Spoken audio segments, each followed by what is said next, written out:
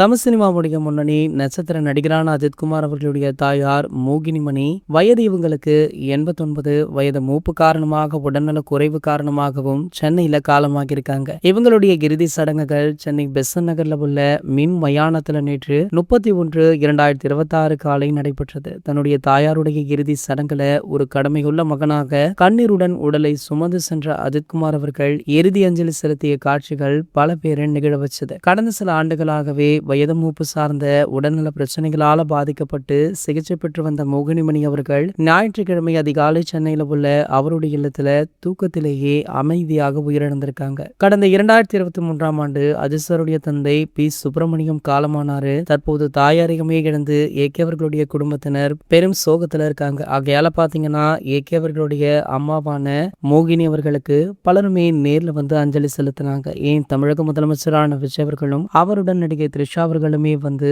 நேரில் அஞ்சலி செலுத்திய புகைப்படங்கள் வீடியோக்கள் சமூக வலைத்தளங்கள்ல வைரலாச்சு. பொதுவாகவே கோலிவுட்ல எந்த ஒரு துக்க நிகழ்வு சந்தோஷமான நிகழ்வு அப்படின்னாலுமே முதல் ஆளாக ட்வீட் போடும் சூப்பர் ஸ்டார் ரஜினிகாந்த் அவர்கள் தற்போது இந்த துக்க நிகழ்வுல கலந்து கொள்ளவும் இல்லை, ட்வீட் போடவும் இல்லை. அது ஏன் அப்படின்னு பல கேள்விகள் சோசியல் மீடியாக்கள்ல இருந்தது.